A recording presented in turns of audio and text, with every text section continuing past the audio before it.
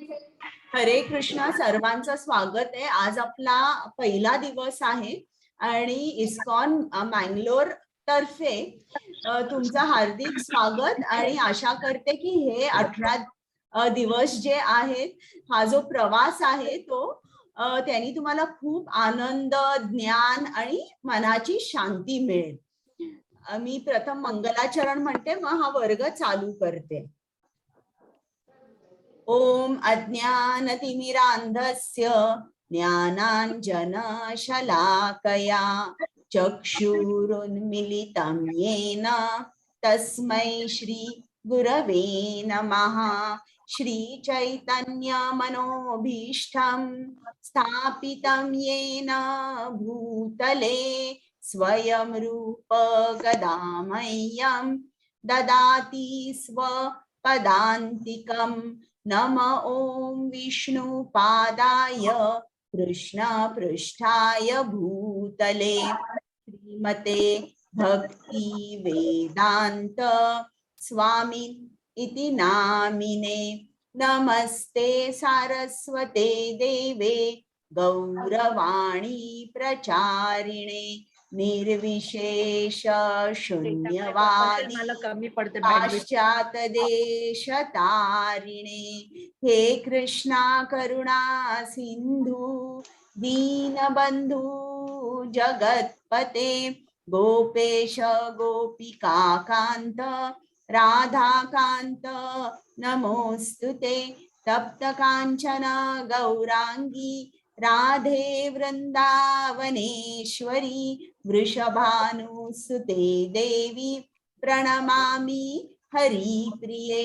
जय श्री कृष्ण चैतन्य प्रभु नित्यानंद श्री अद्वैत गदाधर श्रीवासादि गौर भक्तवृंद। हरे कृष्ण कृष्ण कृष्ण हरे हरे, हरे राम राम राम हरे हरे। सर्वांना हरे कृष्ण। तुम्ही अनम्यूट करून हरे कृष्ण म्हणू शकता। हरे कृष्ण माताजी, हरे कृष्ण माताजी, हरे कृष्ण माताजी, हरे कृष्ण माताजी, हरे कृष्ण माताजी,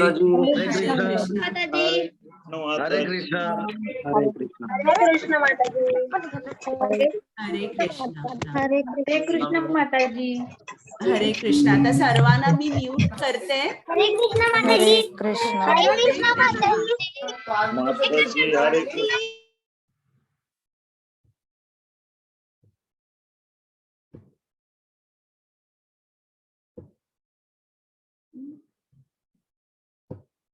प्रथम आपण श्री श्री राधा गोविंद यांना नमस्कार करूया। तुम्ही जिकडे आहात तिथूनच श्री श्री राधा गोविंदांना नमस्कार करा। त्याचप्रमाणे कृपामूर्ती श्रील प्रभुपाद ज्यांनी आपल्यासाठी भगवद्गीता खूप सोप्या शब्दात लिहिलेली आहे आणि ज्यांच्यामुळे हा उपक्रम चालू आहे, त्या श्रील प्रभुपादांना साष्टांग नमस्कार। त्याचप्रमाणे या ज्या स्लाइड सगळ्या तयार केलेल्या आहेत तर नामानिष्ठ प्रभूजी आणि मला ज्यांनी ट्रेनिंग दिलंय त्या प्रेमा माताजी, त्या दोघांनाही मी इकडनं वंदन करते। आणि ज्यांच्या आनंदासाठी मी तुम्हाला भगवद्गीता समजावून सांगते आणि ज्यांच्या आनंदासाठी तुम्ही इकडे बसून 1 तास भगवद्गीता ऐकताय, त्या श्री श्री राधा गोविंदांना माझा दंडवत प्रणाम।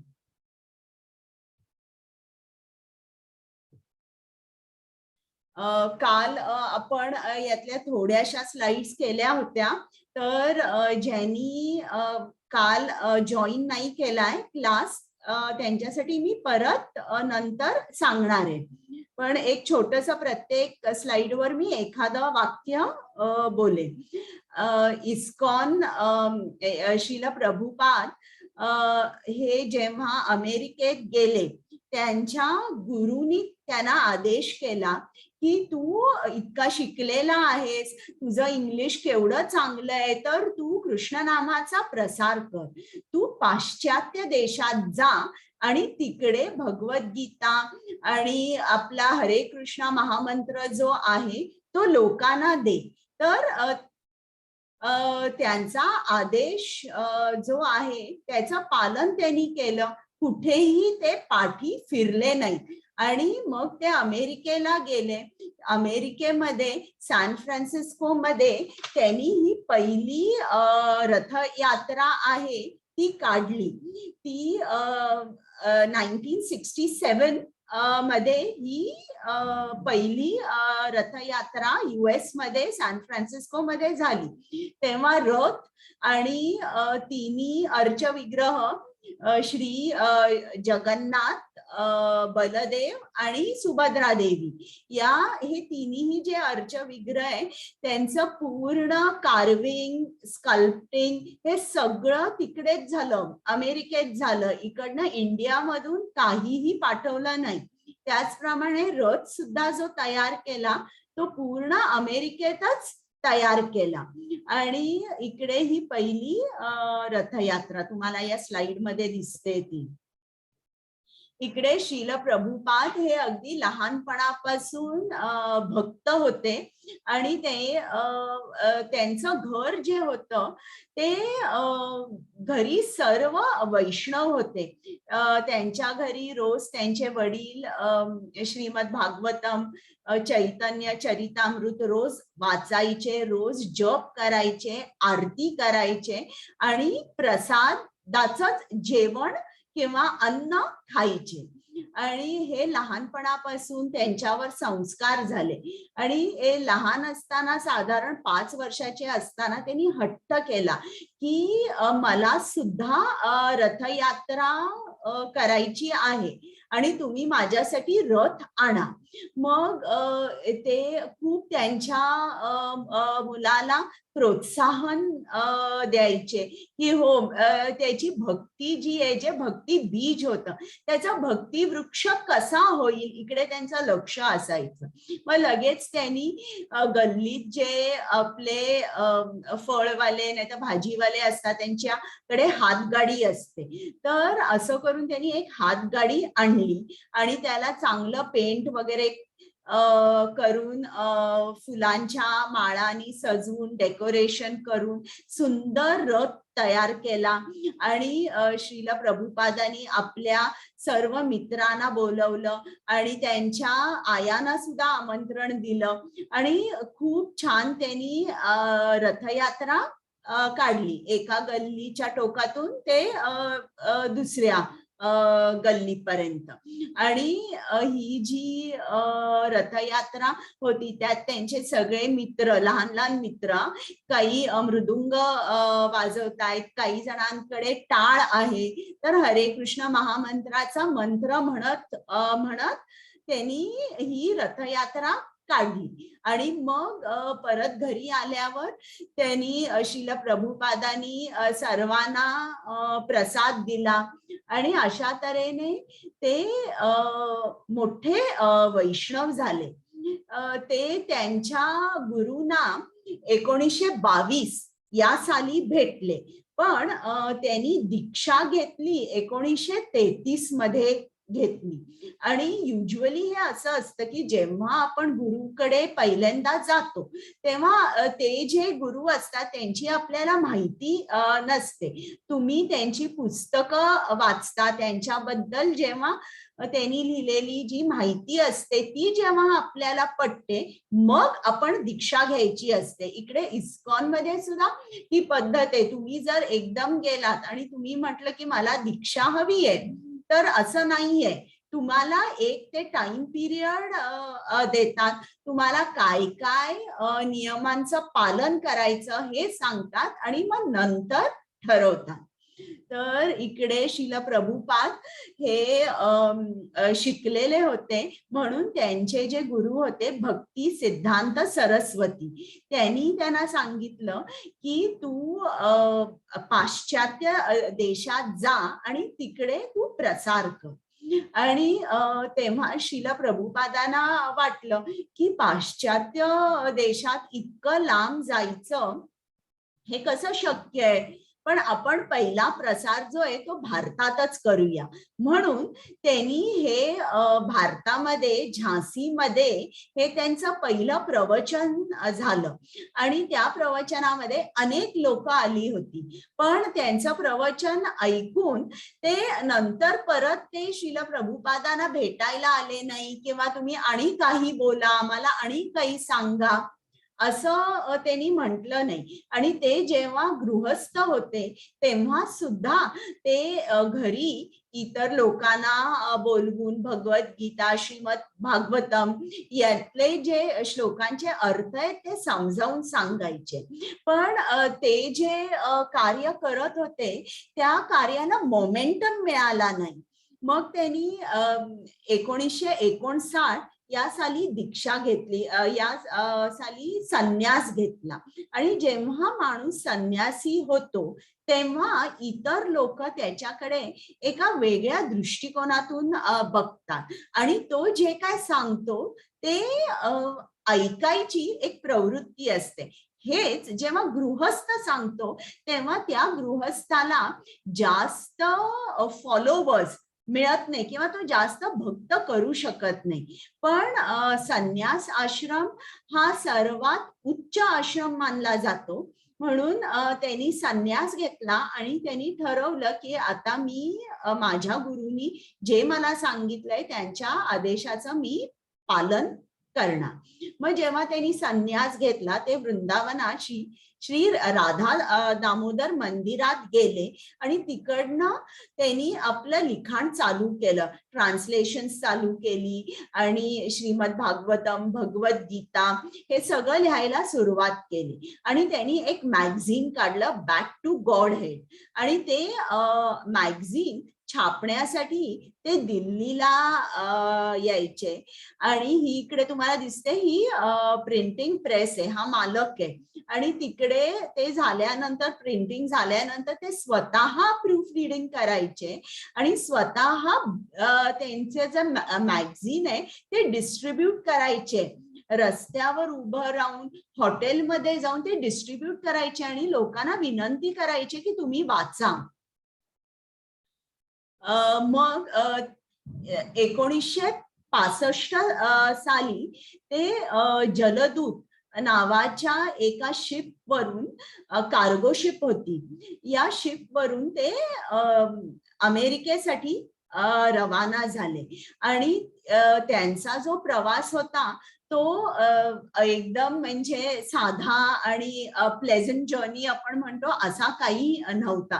त्यांचं वय जवळजवळ 70 होतं आणि या जहाजावरून जाताना त्यांना 2 हार्ट अटॅक्स आले. पण तरीही ते पाठी फिरले नाही. का? माझ्या गुरुनी जे मला सांगितलंय ते सगळं मी ऐकणार. ते खूप दृढव्रत होते, ते मी ऐकणार. आणि 2 हार्ट अटॅक्स येऊन सुद्धा त्यांनी, त्यांच्यामध्ये इतकं बळ होतं की हा प्रवास त्यांनी पूर्ण केला आणि ते अमेरिकेला बॉस्टन या शहरामध्ये उतरले. आणि मग बॉस्टनहून न्यूयॉर्कला गेले.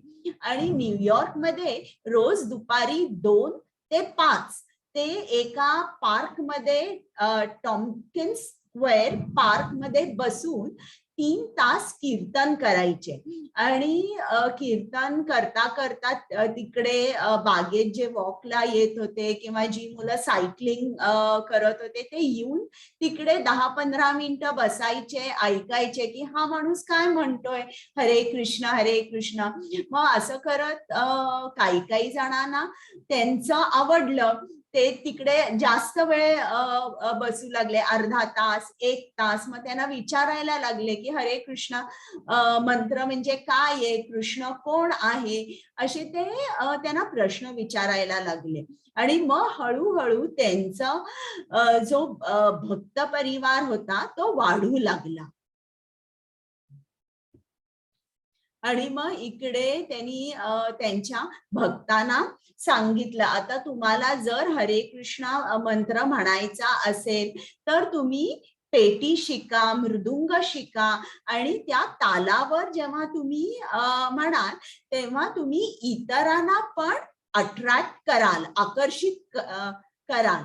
तर असं त्यांनी त्यांच्या भक्तांना पेटी मृदुंग हे सांगितलं की तुम्ही शिका म्हणून.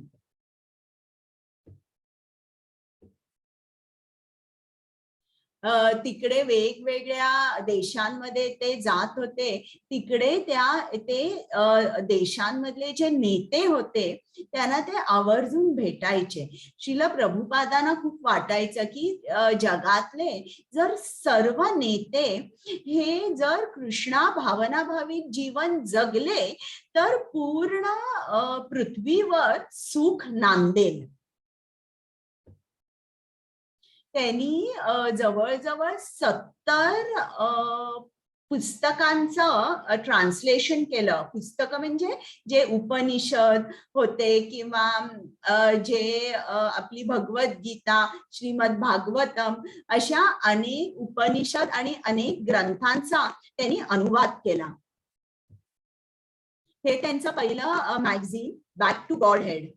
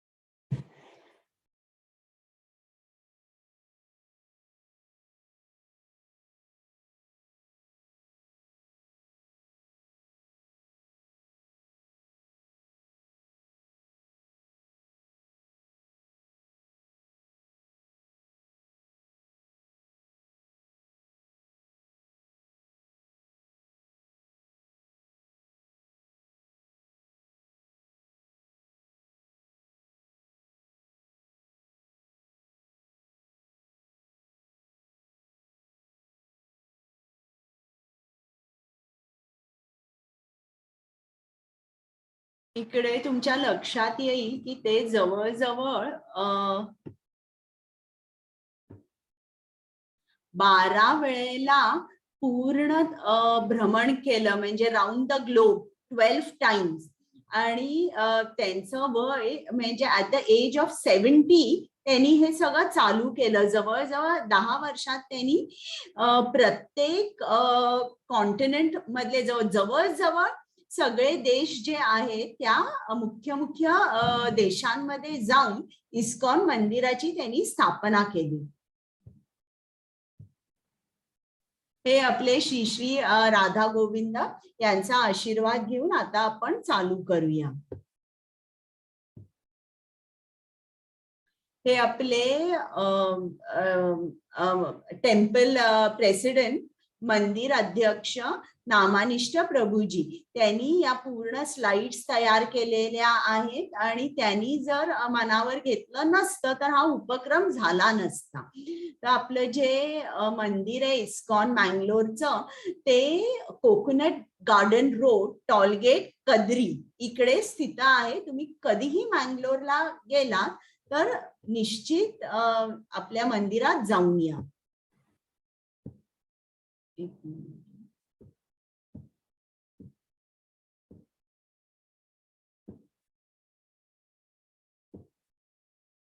आता भगवद्गीताचा अर्थ काय आहे की कृष्णाचं ते गीत आहे.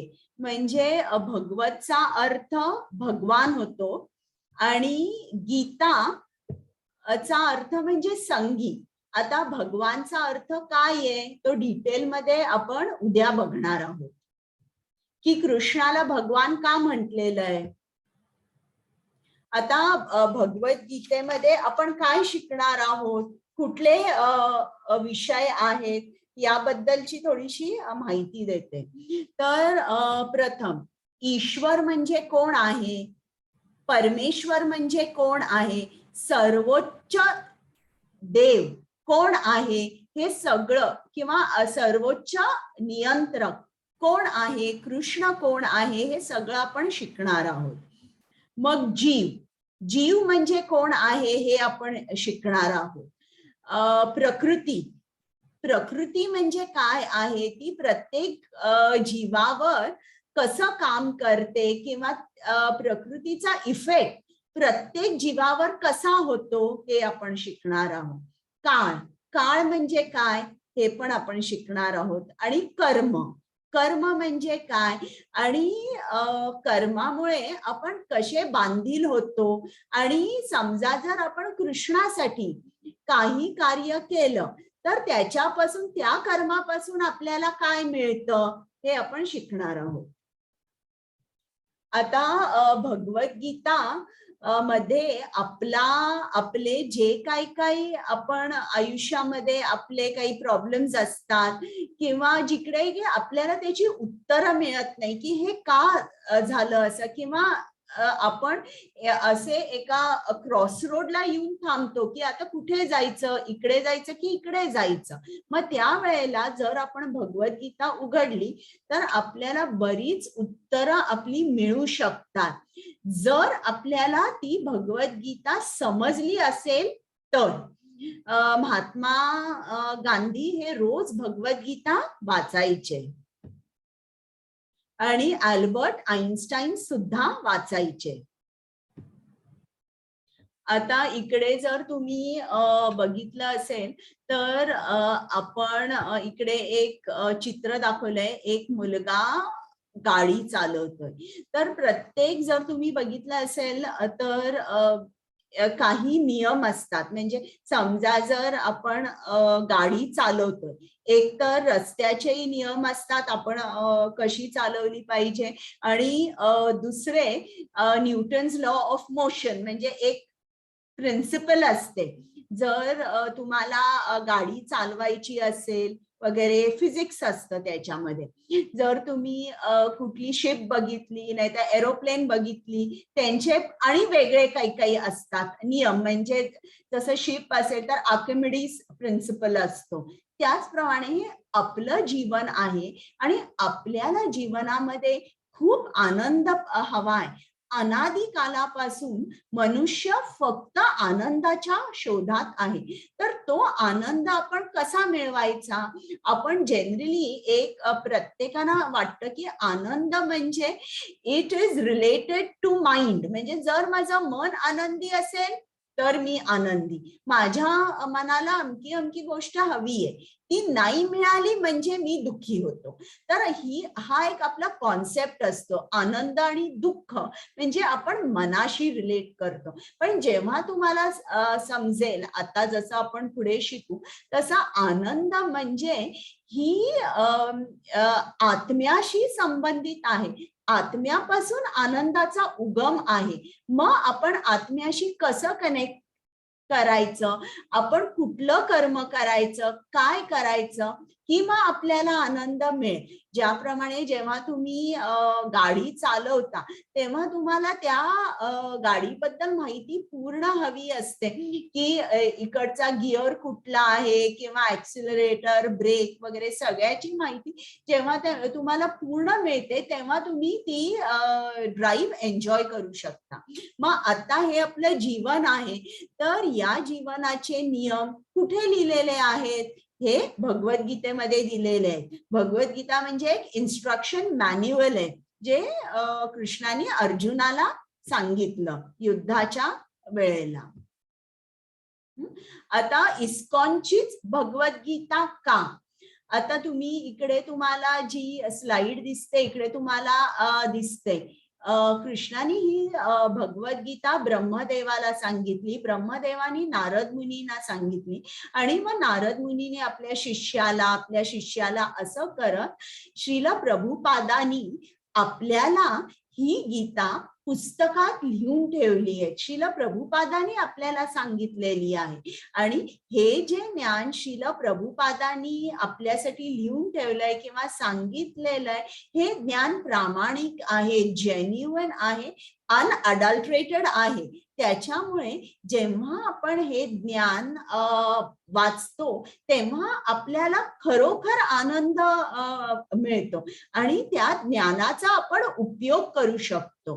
तर आता ज्याप्रमाणे इकडे त्यांनी दाखवलंय की समजा जर आपल्याला फोन चार्ज करायचा असेल पण केबल तुटलेली आहे तर फोन आपला चार्ज होणार नाही.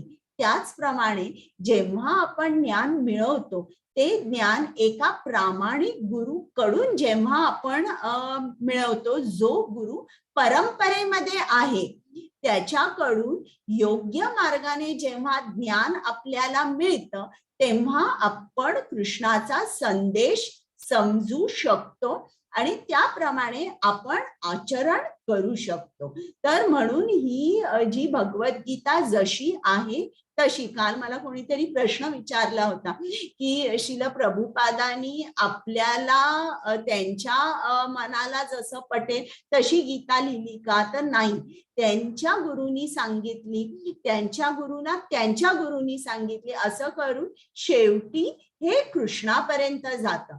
तर हे जे ज्ञान आहे हे शुद्ध आहे आणि आपल्याला शुद्ध ज्ञानच आत्मसात करायचंय. आता गीता हे जे पुस्तक आहे किंवा त्याचा अभ्यास जर तुम्ही करायला घेतला तर 18 अध्याय आहेत आणि तो अभ्यास तुमचा 18 दिवसात होऊ शकणार नाही. तर आपण महत्वाचे श्लोक बघतोय आणि ही गीता जर तुम्हाला पूर्ण अभ्यास करायचा असेल तर तुम्हाला जवळजवळ 1 ते 1.5 वर्ष लागेल.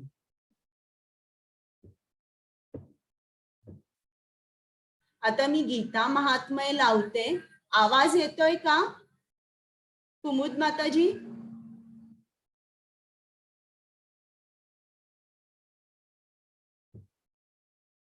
आवाज येतोय? हो माताजी, येतोय येतोय येतोय माताजी, तुमचा आवाज येतोय.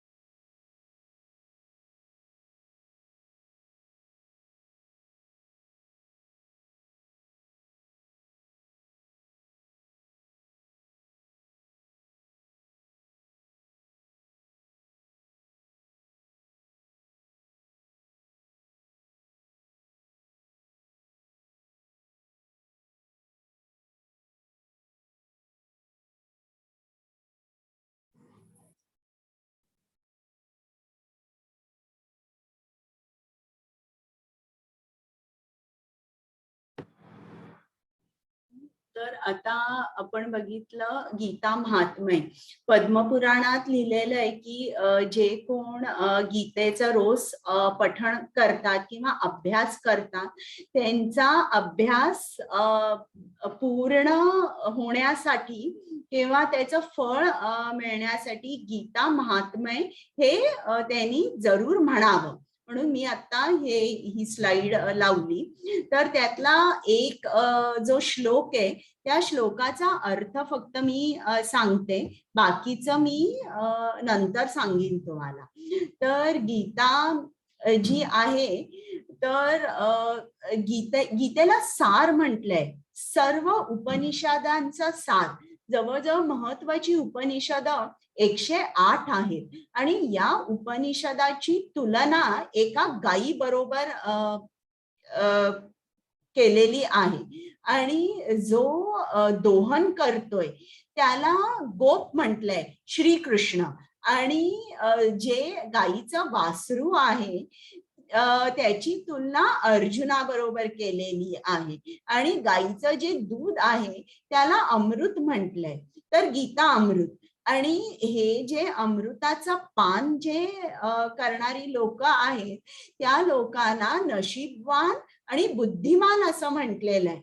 तर असं इकडे आपल्याला समजतं की गीता म्हणजे हे सर्व उपनिषदांचा सार आहे. म्हणजे तुम्हाला इतर काहीही वाचायला शक्य झालं नाही तर तरी चालेल, तुम्ही गीता वाचली आणि ती समजली म्हणजे तुम्हाला सर्व उपनिषदांचं वेदांचं सार समजलं.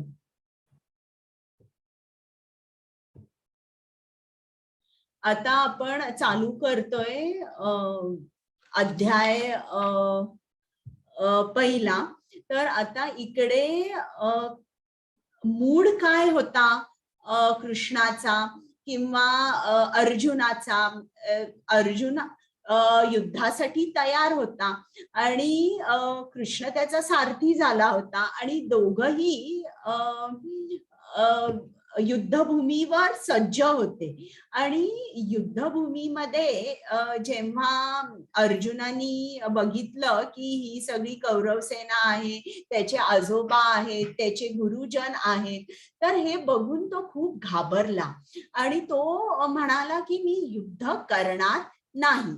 आता आपल्याला असं वाटेल की अर्जुन हा कृष्णाचा अगदी सखा परम भक्त, तर त्याला कसं काय असं झालं. तर कृष्णाला ही गीता आपल्याला सांगायची होती, सर्वांना सांगायची होती, म्हणून त्यांनी अर्जुनाला निमित्त केलं. तर खरं म्हटलं तर अर्जुन त्याचा भक्त होता, तो कृष्णाच्या छायेत राहिला नेहमी. तर हा जो एक कृष्णाचा प्लॅन होता की अर्जुनाचं मन भ्रमित करायचं, हा जो प्लॅन होता हा त्यांनी प्लॅन केला का, म्हणजे अर्जुन असं सांगेल त्याला की मला युद्ध करायचं नाही आणि मग कृष्ण गीता आपल्या सर्वांना सांगू शकेल.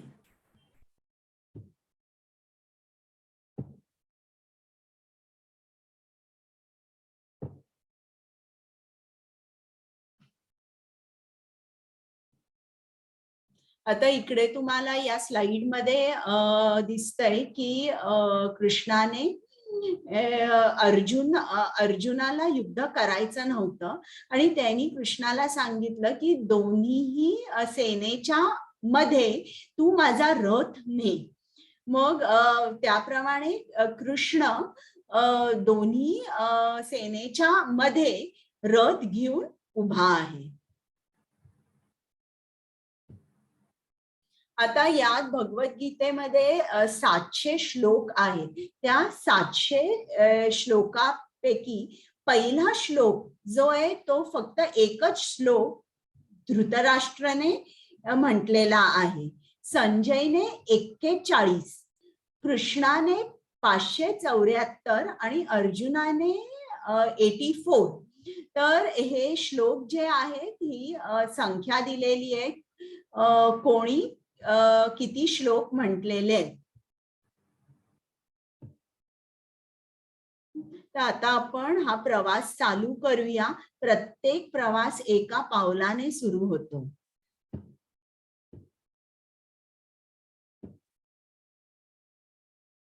हे मी सांगितलं की सर्व उपनिषदांची तुलना एका गायीशी केलेली आहे आणि जो दोहन करतो तो कृष्ण आहे आणि अर्जुन वासरू आहे आणि ते जे दूध आहे त्याला गीतामृत म्हटलेलं आहे. आणि हे गीतामृत कोण घेतात, जे नशीबवान भक्त आहेत, जे बुद्धिमान आहेत तेच या अमृताचं पान करतात. आता पहिल्या आपण या नावापासून चालू करूया. पहिल्या अध्यायाचं नाव आहे अर्जुन विषाद योग. विषाद म्हणजे दुःख. इकडे तुम्हाला लक्षात येईल की अर्जुनाला युद्ध करायचं नाही आहे आणि तो खूप दुःखी झालेला आहे आणि जणू काही दुःखाच्या सागरात बुडालेला आहे. आणि तुम्ही जर त्याची ही कंडिशन बघितली तर आता आपण त्याला एक नाव देऊ शकतो, डिप्रेशन. की तो एवढा मोठा क्षत्रिय आहे आणि युद्ध करायला नेहमी तत्पर असणारा योद्धा, त्याचे हातपाय गळून पडलेले आहेत, त्याला युद्ध करायचं नाहीये, तर याला आपण डिप्रेशन म्हणू शकतो. तो दुःखाबरोबर एक रूप झाला म्हणून याला विषाद योग म्हटलेलं आहे.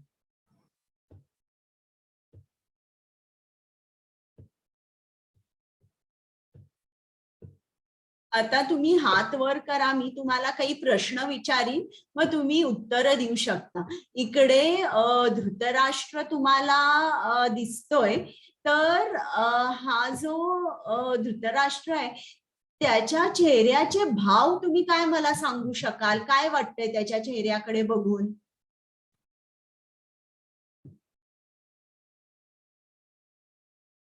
हात वर करा आणि अनम्यूट करायला मी तुम्हाला देते. चिंता. रुपाली माताजी. चिंता. बरोबर, चिंतित आहे. प्रियांका माताजी. काळजीत आहे वाटतोय. बरोबर. ज्योती कदम माताजी.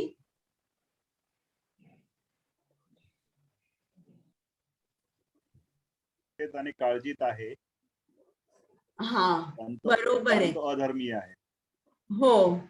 आता इतरांनी पण हात वर ठेवा, मी पुढचे प्रश्न विचारणार आहे. हा कोण आहे? मला नाव सांगू शकाल?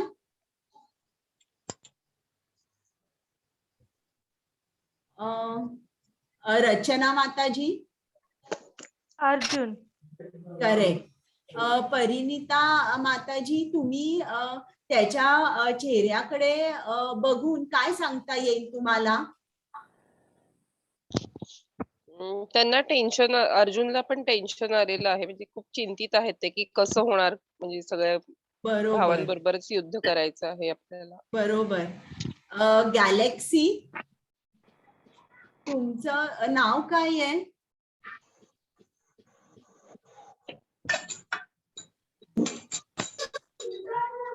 बोला. अर्जुनाला पाहून असं वाटतं की अर्जुन गोंधळात आहे, कारण त्याचे सगळे समोरचे जे आहेत ते त्याचे गुरु आणि त्याचे सगळे बंधूच आहेत. मग त्याला असा प्रश्न पडला असेल की मी आता माझ्या भावांबरोबर युद्ध कसं करणार, म्हणून तो गोंधळात. बरोबर बरोबर. आता इकडे हा कोण आहे? रुपाली माताजी.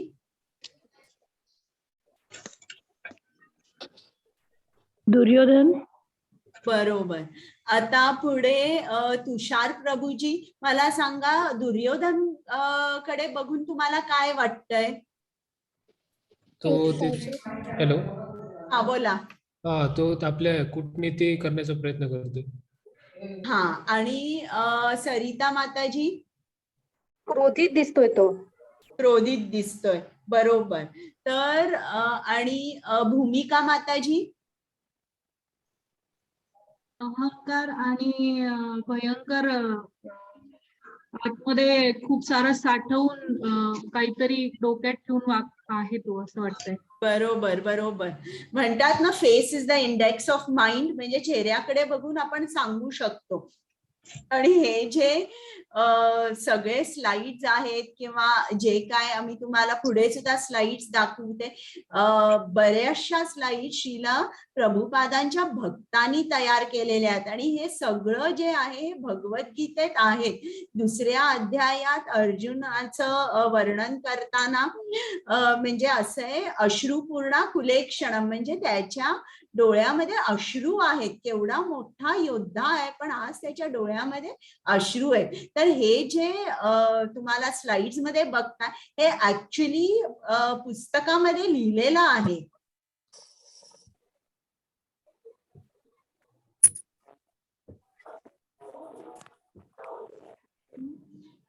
कुमुद माताजी, वाचता का? येस माताजी.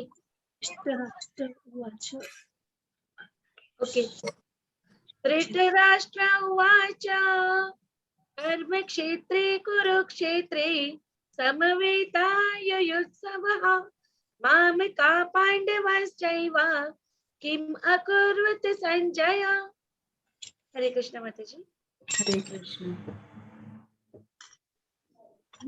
आता हे जे युद्ध झालं ते युद्ध कुरुक्षेत्रात झालं. कुरुक्षेत्राचं दुसरं नाव धर्मक्षेत्रे पण आहे. आता तुम्हाला इकडे धृतराष्ट्र दिसतोय, त्याच्या मनामध्ये चिंता आहे, थोडा संशय पण आहे, घाबरलेला पण आहे. आणि तो काय विचारतोय की हे धर्मक्षेत्र कुरुक्षेत्र म्हणजे त्याला माहितीये ज्या भूमीवर युद्ध होणार आहे ते धर्मक्षेत्र आहे. तर हे कुरुक्षेत्र लाखो वर्ष या क्षेत्रावर अनेक ऋषींनी, साधूंनी, मुनींनी तप केला होता, जप केला होता, यज्ञ केले होते, दान धर्म केले होते. त्याच्यामुळे ती जी जागा होती ती पावन झाली होती आणि तेव्हापासून त्या जागेला धर्मक्षेत्रे असे सुद्धा म्हणत असे. तर आता धृतराष्ट्राला वाटलं की हे जे धर्मक्षेत्र आहे तर धर्मक्षेत्रावर जर युद्ध केलं तर मग माझ्या मुलांचं काय होईल, किंवा हे जे पांडव आहेत ते धर्माच्या बाजूने आहेत आणि ते धर्मक्षेत्रावर जेव्हा युद्ध करतील का, ते करू शकतील का युद्ध, अशा क्षेत्रावर ते युद्ध करू शकतील का, म्हणून त्याच्या मनामध्ये डाऊट आहे की युद्ध होईल का की होणार नाही. आणि चिंता पण आहे की माझे जे सर्व पुत्र आहेत, जे कौरव आहेत, त्यांना हे जे क्षेत्र आहे हे क्षेत्र त्यांना फेवर करेल का, म्हणजे या क्षेत्रावर ते युद्ध करत आहेत धर्मक्षेत्रात पण ते आहेत अधर्माच्या बाजूला आहेत, तर त्याचा काय वाईट परिणाम होईल का माझ्या पुत्रांवर. तर म्हणून तो प्रश्न विचारतो. आता आपण डिटेल मध्ये बघूया. तुम्ही साधारण बघितलं तर जेव्हा कोणीही नवीन घरी जातं, वास्तुशांत असते, तेव्हा आपण दूध तापवतो आणि ते ओतू जाऊ देतो का, तर हे एक शुभ चिन्ह. काय करायचंय? जेवायचंय तुला? मी काय पाहिजे? नाही तळली आहे ती, माझा हात बसलाय. मग सॉरी. तर इकडे हे दूध ओतू जातं, हे शुभ मानलं जातं. तर त्याचप्रमाणे धर्मक्षेत्रावर युद्ध जेव्हा होणार आहे तेव्हा ते शुभ होईल का, कारण धर्माची जी बाजू आहे, जे धर्माच्या बाजूनी लढताय त्यांना आधार मिळेल.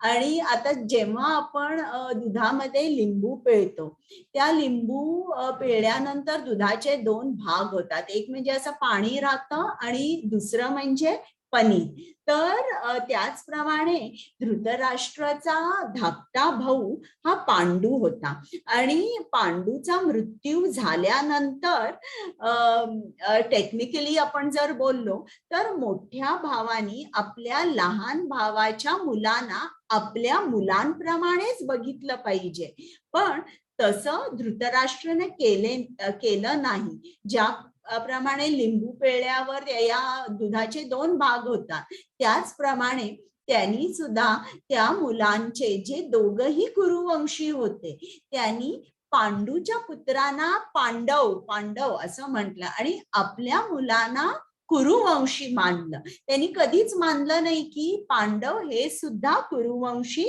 आहेत. आणि मग आता समजा जर या पनीरचे आपण रसगुल्ले केले, मग समजा जर कोणी विचारलं की मी तुला रसगुल्ले दिले, तू काय केलंस त्याचं, तर उत्तर असं असणार आहे की मी ते खाल्ले. मग आता इकडे धृतराष्ट्र विचारतोय किम अकुर्वत संजय, किम अकुर्वत संजय म्हणजे काय की संजय की ते काय करतायत माझे पुत्र आणि पांडूचे पुत्र हे काय करतायत. आता ते युद्धभूमीवर आहेत, युद्धासाठी ते तयार आहेत, तर ते युद्धच करणार. पण त्याच्या मनामध्ये संशय आहे की काय युद्ध होणार आहे की नाही होणार आहे. म्हणजे तो अजूनही कॉन्फिडेंट नाहीये की युद्ध होईल का. त्याला असं वाटतं की युद्ध न होताच माझ्या मुलांना राज्य मिळेल.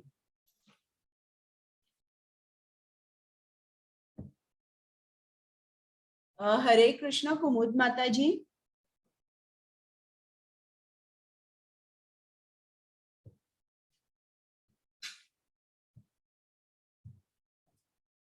तेजस्विनी माताजी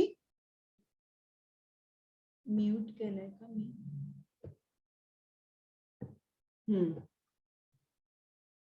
तेजस्विनी माताजी. हरे कृष्ण माताजी. हरे कृष्ण. वाचायचं आहे का? हो हो, पण तेजस्विनी माताजी. हरे कृष्ण तेजस्विनी माताजी. बरं कुमुद माताजी वाचा. हो माताजी, ठीक. संजय म्हणाला, हे राजन, पांडूच्या मुलांनी सैन्याची रणनीती पाहून राजा दुर्योधन आपल्या गुरुकडे गेला आणि हे शब्द बोलला, हे आचार्य, पांडुपुत्राची विशाल सैन्य पहा. आपल्या कुशल ज्ञानी शिष्य द्रुपद पुत्राने इतक्या कुशलतेने आयोजित केले आहे. हरे कृष्ण. आता हे जे पांडवांचं सैन्य बघून दुर्योधन घाबरला आणि घाबरून तो लगेच त्याच्या गुरूंकडे गेला, द्रोणाचार्यांकडे गेला आणि खूप रागावून बोलला की तुम्ही बघितला का पांडव सेना जी आहे त्यांची जी सैन्याची जी रचना आहे, तर ती जी रचना तुमच्याच शिष्याने दृष्टद्युम्न जो द्रुपद राजाचा मुलगा असतो त्यांनी केलेली आहे. तुम्ही त्याला जे काही ज्ञान दिलेलं आहे, तुम्ही जे काही शिकवलंय, आज तुमच्याच उलट उभा राहून ते ज्ञान तुमच्या विरुद्धच तो तुमच्या विरुद्ध तो वापरणार आहे. हे बघितलं का तुम्ही. तर आता या श्लोकापाठी एक गोष्ट आहे, ती अगदी थोडक्यात सांगते की द्रोणाचार्य आणि द्रुपद राजा हे एका गुरुकुलात होते आणि लहान होते आणि द्रुपद हा मोठ्या राजाचा मुलगा होता आणि हा जो द्रोणाचार्य आहे हा साधा ब्राह्मण होता, गरीब होता. तर मजे मुलं बोलतात ना, तसं द्रुपदने द्रोणाचार्याला सांगितलं की मी राजा झाल्यावर मी तुला अर्ध राज्य देईन. मग असं झाल्यानंतर गुरुकुल शिकून झाल्यानंतर ते आपापल्या राज्यात गेले आणि हा खूप गरीब होता द्रोणाचार्य. एक दिवस काय झालं, त्याचा जो मुलगा होता अश्वत्थामा, तो त्याच्या मित्राच्या घरी गेला आणि पहिल्यांदा त्यांनी तिकडे दूध घेतलं आणि त्याला दूध खूप आवडलं आणि घरी येऊन त्यांनी हट्ट केला की मला दूध पाहिजे. मग त्याच्या बायकोनी काय केलं, घरी तर दूध नव्हतं, गरिबी होती, तिने थोडंसं गव्हाचं पीठ घेतलं, त्यात पाणी घातलं, तो रंग जरा पांढरा झाला आणि अश्वत्थामाला दिलं. मग अश्वत्थामाने सांगितलं की नाही, हे दूध असं नाही लागत, हे काही दूध नाहीये. म्हणून हे बघितल्यावर द्रोणाचार्याला खूप वाईट वाटलं आणि तो द्रुपद राजाकडे गेला आणि त्यांनी सांगितलं की तू मला सांगितलं होतंस ना, आता मला तुझा राज्य दे. तेव्हा द्रुपद खूप वर्ष झाली होती, ते गुरुकुलात होते आणि हा बऱ्याच वर्षांनी गेला. तर द्रुपद राजानी ओळखला नाही आणि म्हणाला की तू कोण आहेस, मी काय ओळखत नाही आणि कसलं राज्य तुला देऊ, असं म्हणून त्यांचा अपमान केला, राज्य दिलं नाही. आणि हे जे आहे हे परत आपल्या घरी आले द्रोणाचार्य आणि नंतर नोकरीच्या शोधात असताना ते हस्तिनापूरला गेले आणि तिकडे त्यांना भीष्म पितामह होते, त्यांनी सांगितलं की तू कौरव आणि पांडव पुत्रांचा गुरु हो आणि त्यांना रणनीती शिकव. मग त्यांनी सांगितलं बरं, आणि मग ते शिकवायला लागले. मग त्यांना भीष्मदेवानी म्हटलं की तुम्हाला दक्षिणा म्हणून काय पाहिजे. मग त्यांनी सांगितलं की मी सांगीन मला काय हवंय. आणि मग काही वर्षांनी त्यांनी पांडवांना सांगितलं की द्रुपद राजा आहे, त्याला बंदी करून माझ्या समोर आण. आणि मग असं झालं आणि त्यांनी पांडव गेले आणि खरोखरच द्रुपद राजाला बंदी करून द्रोणाचार्याच्या समोर आणलं. आता हा खूप अपमान झाला, एवढा मोठा राजा. आणि यांनी सांगितलं की तुम्हाला असं म्हटलं होतं, आता मला जागा हवी आहे. मग या द्रोणाचार्याला जागा दिली, अर्ध राज्य दिलं. आणि आता याचा एवढा अपमान झाला द्रुपद राजाचा की त्यांनी एक यज्ञ केलं आणि तिकडे त्यांनी प्रार्थना केली की मला असा पुत्र दे जो द्रोणाचार्याचा वध करेल. आणि त्या यज्ञाच्या अग्निकुंडातून एक पुत्र आणि एक पुत्री दोघांचाही जन्म झाला. जो पुत्र होता तो दृष्टद्युम्न आणि जी पुत्री होती ती द्रौपदी. आणि द्रोणाचार्याला माहित होतं की दृष्टद्युम्न माझा वध करणार आहे. तरी पण जेव्हा दृष्टद्युम्न त्याच्याकडे शिकायला आला की तुम्ही मला रणनीती शिकवाल का, त्यांनी त्याचा स्वीकार केला आणि पूर्ण मनापासून त्याला शिकवलं, काहीही लपवून ठेवलं नाही. त्यांनी असं का केलं, कारण तो ब्राह्मण होता. ही ब्राह्मणांची जात असते की आपण जे शिकवतो ते पूर्ण मनाने शिकवतो. आणि आपले जे शिष्य आहेत त्या शिष्यांमध्ये आपण डिस्टिंक्शन करत नाही की याला मी शिकवणार याला शिकवणार नाही, असं नाही. पार्शालिटी अजिबात नाही. तर त्याच्यामुळे दुर्योधन चिडलेला आहे की तुझा जो शिष्य आहे आज तुझंच ज्ञान तुझ्या विरुद्ध वापरणार आहे. हरे कृष्ण माताजी. हरे कृष्ण माताजी, तेजस्विनी माताजींना को होस्ट बनवाल. सो श्रीकांत त्यांना बोलू शकत नाही त्या. बरं, Yes, thank you. त्यांना हँड रेज करायला सांगा. हरे कृष्णा. ओके ओके माताजी सेंड करा. हा करते करते. आता श्लोक कुमुद माताजी वाचा. येस माताजी. सघोषोधार्थ राष्ट्राणां हृदयानि व्यधारयत् नभश्च पृथिवीं चैव तुमुलोऽभ्यनुनादयन्. हरे कृष्णा. तेजस्विनी माताजी. तेजस्विनी माताजी. हरे कृष्णा. हा विविध प्रकारचा शंख निनाद वाढतच गेला. या निनादाने आकाश व पृथ्वी दुमदुमून गेले आणि धृतराष्ट्रपुत्रांची हृदये विदीर्ण झाली. तर आता इकडे जेव्हा शंखनाद झाला तेव्हा जी कौरव सेना होती त्यांची हृदये विदीर्ण झाली. म्हणजे ते अक्षरशः त्यांचं जे काय त्यांच्यामध्ये बल होतं किंवा युद्ध करायला जी एक शक्ती असते ती पूर्ण नाहीशी झाली. ती का नाहीशी झाली, हा शंखनाद काय होता. आता तुम्ही समजा जर बघितलं असेल डिस्कव्हरी चॅनल मध्ये एक वाघ नाही तर सिंह डरकाळी फोडतोय आणि हरण जे असतं किंवा इतर प्राणी पक्षी सुद्धा असतात ते लांब उडून जातात. का, कारण डरकाळीने तो त्याची शक्ती जी आहे सिंह किंवा वाघ ती दर्शवतो. आणि नुसती ते डरकाळी ऐकून वाघही समोर नाहीये हे सगळे प्राणी घाबरतात. त्याचप्रमाणे हे जे सगळे पांडव होते ते सर्व धर्माच्या बाजूनी होते आणि जेव्हा त्यांनी तो निनाद केला तेव्हा हे जे सगळे अधर्माच्या बाजूला होते ते पूर्ण घाबरले. आणि म्हणतात ना की a battle lost in the mind can never be won on the field. म्हणजे युद्धाच्या अगोदरच त्यांना त्यांचं जे शौर्य होतं किंवा एक त्यांचं जे जो स्टँड होता की आम्ही पांडवांना हरवू शकू तोच पूर्ण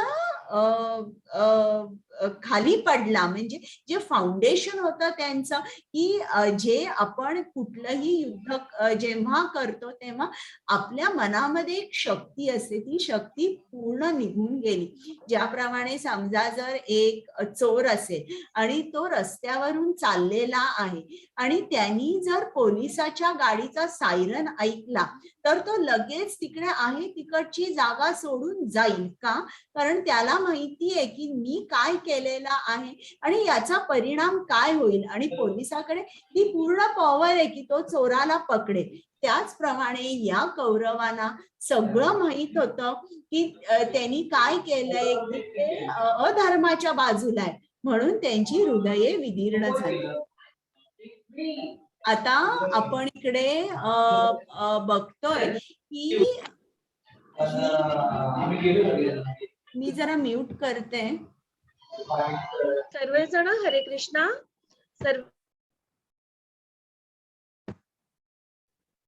हरे कृष्णा. सर्वजणांना रेकॉर्डिंग काही पण पाहिजे असेल ते सगळ्यांना मिळून राहील. सारखं सारखं मेसेजिंग करत नका जाऊ प्लीज. हरे कृष्णा. आता आपण हे युद्ध होणार आहे, पण युद्ध व्हायच्या अगोदर काही चिन्ह आहे, ज्या चिन्हांनी आपण सांगू शकतो की हे युद्ध कोण जिंकणार आहे. तर ही जी कारणं आहेत ती मी तुम्हाला एक एक करून सांगते. तर पहिलं कारण म्हणजे धर्मक्षेत्र, की हे युद्ध धर्मक्षेत्रावर झालं. दुसरं कारण जे आहे हा रथ, हा जो रथ आहे हा दिव्य रथ आहे आणि हा रथ अर्जुनाला अग्निदेवाने दिला होता आणि त्याला वर होता की या रथावरून जो कोण जाईल तो विजयी होऊनच येईल. कपिध्वज, कपिध्वज, कपी म्हणजे माकड. तर इकडे हा ध्वज आहे, या ध्वजावर हनुमान आरूढ आहे. ज्याप्रमाणे जर तुम्ही बघितलं तर जेव्हा मुलं परीक्षेला जातात तेव्हा आपण सांगतो त्यांना की घरच्या सर्वांना मोठ्यांना नमस्कार कर, आशीर्वाद घे आणि मग परीक्षेला जा. त्याचप्रमाणे हनुमानाने प्रभू रामचंद्रांना रावणाविरुद्ध युद्धामध्ये मदत केली होती आणि विजयी झाला होता. म्हणून कृष्णाने अर्जुनाला सांगितलं की तू हनुमानाचे आशीर्वाद घे, तू हनुमानाला सांग की तू माझ्या रथावर आरूढ हो.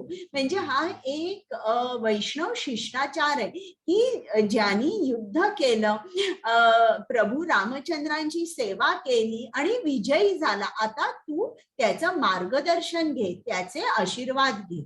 म्हणून याला हनुमान आरूढ होते.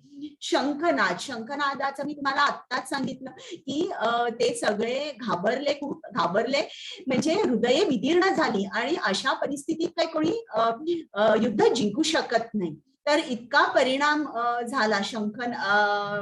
नाद जो होता त्याचा खूप भयंकर परिणाम कौरव सेनेवर झाला. गांडीव, आता हा जो धनुष्य आहे अर्जुनाचा, हा धनुष्य त्याला शंकराने दिला होता आणि त्यालाही वर होता की तू ज्याच्या बरोबर या गांडीव धनुष्याने लढशील त्याच्या विरुद्ध तुला विजय मिळेल. त्यक्त जीविता, त्यक्त जीविता म्हणजे दुर्योधनाने द्रोणाचार्यांना सांगितलं की पांडव सेने मध्ये खूप मोठमोठे योद्धे आहेत, पण माझी सेना बघा, माझ्या सेनेमध्ये प्रत्येक जण जीव द्यायला तयार आहे, त्याचा जीव त्यागायला तयार आहे. म्हणजे हे जो काय बोलला ना, तो जीव द्यायला तयार आहे म्हणजे अपशकुन बोलला तो, की सगळे जीव द्यायला तयार आहे. तर हे पण एक विजयाचं चिन्ह होतं पांडवांसाठी. ज्या दिवशी युद्ध झालं त्या दिवशी मोक्षदा एकादशी होती, जो शुभ दिन मानला गेला आहे. आणि जिकडे जिकडे कृष्ण असतो तिकडे तिकडे भाग्यलक्ष्मी असते, जी भाग्य देते. आणि ऋषिकेश, इकडे कृष्णाला ऋषिकेश म्हटलेलं आहे. तर ऋषिकेश का म्हटलेलं आहे? जो सर्व इंद्रियांचा स्वामी आहे तो ऋषिकेश आहे. म्हणजे तो अर्जुनाला पूर्ण कृष्णाचा आधार आहे. एक युद्ध लढताना जो योद्धा असतो त्याची इंद्रिय कशी पाहिजे? टोटली फोकस्ड पाहिजे. एक सेकंद सुद्धा आपला जो फोकस किंवा कॉन्सन्ट्रेशन आहे ते हलू शकत नाही. तर जो इंद्रियांचा स्वामी आहे तो अर्जुनाबरोबर होता. म्हणजे अर्जुनाचा नेम चुकणार नाही. आणि जेव्हा कृष्ण ज्यांच्या बरोबर असतो त्यांचा नेहमी विजय होतो. तर ही जी 9 चिन्ह आहेत ही महत्वाची आहेत. क्विज मध्ये नेहमी याच्यावर प्रश्न असतात. तर अशा तऱ्हेने आता आपला हा जो अध्याय आहे हा आता 2-3 मिनिटात संपेल. तर अर्जुनाने सांगितलं की मी लढाई करणार नाही. एवढा मोठा योद्धा, त्याच्या डोळ्यामध्ये पाणी आहे, त्याचा धनुष्य खाली पडलेला आहे आणि तो बसलेला आहे की नाही आता मी उभं सुद्धा राहू शकत नाही. तर त्यांनी काय काय सांगितलं कृष्णाला की मी का युद्ध करणार नाहीये? तर त्यांनी 5 कारणं सांगितली. पहिलं कारण म्हणजे दया. अर्जुनाने सांगितलं कृष्णा हे म्हणजे सगळे स्वजन आहेत, बंधू आहेत, गुरु आहेत, यांना मी कसं मारू? यांच्या प्रती मला दयेचा भाव आहे, मी काही यांना मारू शकत नाही. आणि जर समजा जर का मी युद्ध केलं आणि जर मी जिंकलो तर त्यात काय आनंद मिळणार आहे? आपल्या सर्वांची एक खासियत असते बरं का, की आपल्याला जेव्हा काही प्रमोशन मिळतं किंवा मोठं काहीतरी चांगलं कार्य आपल्या हातून घडतं तेव्हा आपण आपल्या मित्रांना, नातेवाईकांना पार्टी देतो. म्हणजे आपल्या मनामध्ये एक अशी एक आयडिया असते सेलिब्रेशनची. काही चांगलं झालं, स्टुडंट्स पासून चांगले मार्क मिळाले ते त्यांच्या फ्रेंड्सना ट्रीट देतात हॉटेलमध्ये, शाळेच्या कॅन्टीन मध्ये. आपल्याला काही चांगलं झालं म्हणजे आपल्याला प्रमोशन मिळाली किंवा आपण मोठा ब्लॉग घेतला, असं काही झालं की आपण लगेच पार्टी देतो. तर अर्जुन काय म्हणाला की समजा जरी मी युद्ध जिंकलो तर मी कोणाबरोबर माझा विजय शेअर करू हे तर कोणी उरणारच नाही. मी माझ्या गुरूंकडेही जाऊ शकणार नाही. आणि त्यांचा जो कौतुकाचे शब्द जे आहेत किंवा त्यांचे आशीर्वाद आहेत हे पण मला मिळू शकणार नाही. तर मग यात काय आनंदच नाहीये मी युद्ध केलं तरी पण.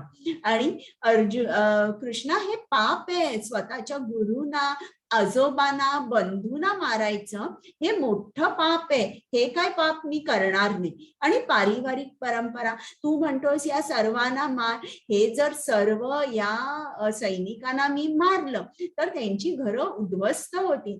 त्यांच्या घरी त्यांच्या स्त्रियांचं रक्षण कोण करेल? त्यांच्या मुलांना रूढी, त्यांच्यावर संस्कार करायला घरी पुरुषच उरणार नाही आणि सगळ्या पारिवारिक परंपरा नष्ट होतील. आणि या 4 कारणांमुळे मी भ्रमित झालोय, मला समजत नाहीये मी काय करू?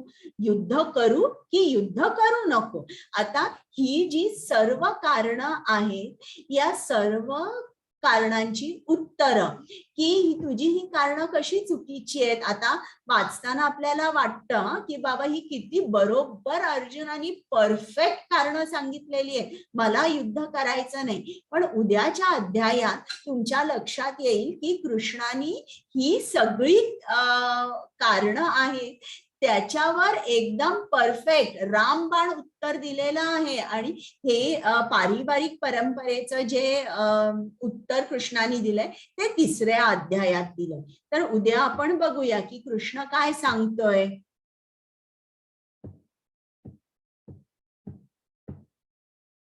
तर आता ऍक्च्युली ही जी सगळी कारणं आहेत ना, दया, आनंद नाही आणि पारिवारिक परंपरा, ही खरी म्हणजे कृष्णाकडे जाताना आपण पूर्ण मनाने जात नाही, आपण पण आपले ब्लॉकर्स असतात. तर हे आपले ब्लॉकर्स असतात की आपण कृष्णाकडे जाऊ शकत नाही.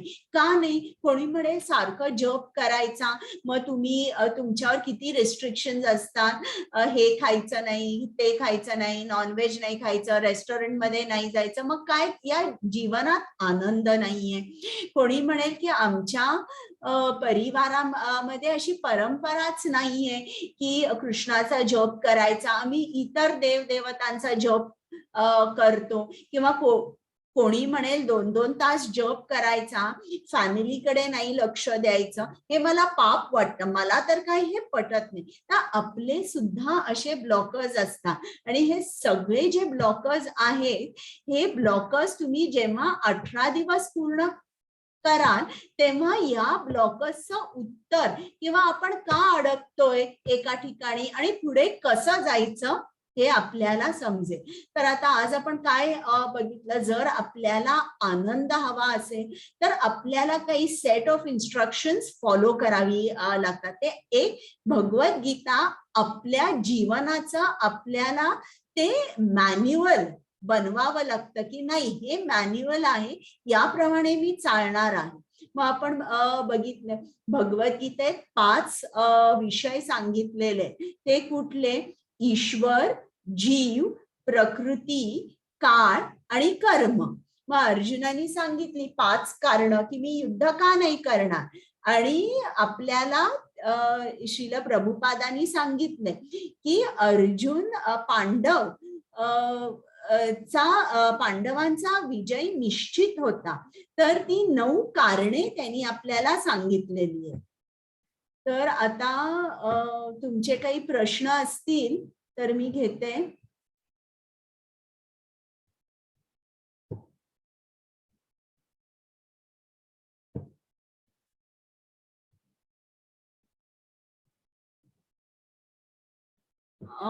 Hand race. मनीष, शिल्पा माताजी बोला.